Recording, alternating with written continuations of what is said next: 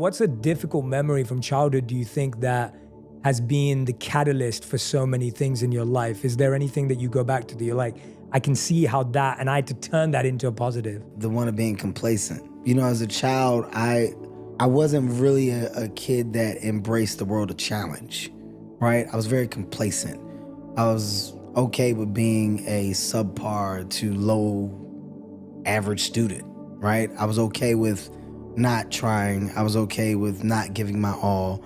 And I was kind of okay with getting over, right? So the biggest memory that I have in my childhood is like when I got to that early teen years, that 12, that 13, that 14, being sneaky and thinking that you're constantly one-upping someone was that's what I was embracing at the highest level. Do your homework, I did it. Did you really do your homework? I did it. And you taking my word for it and not checking my homework, oh, I didn't do it, but you think I did, I got over.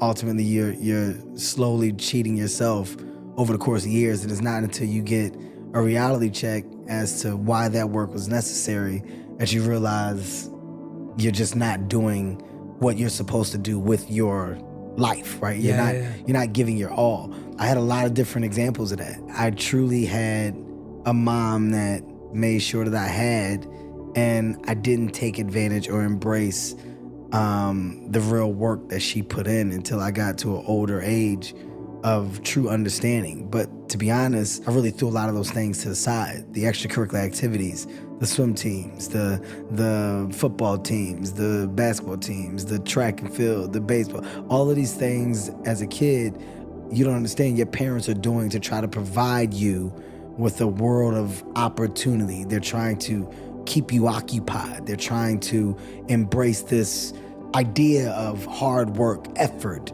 activity, engage. They're doing all these things, or all of these things to their kids, or hopefully, right, for their kids, to put their kids in a position to just want the best, compete, study, learn, be excited about their future.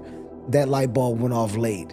Thankfully, when it went off at the right time, and I was able to identify a lot of stuff that I couldn't then.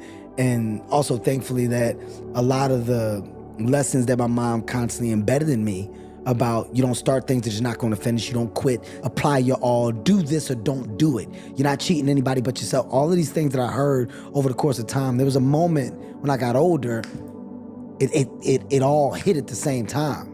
But the real memory for me now, looking back, is I'm glad that I do see that I am aware of that, because not being aware of that is the hugest loss.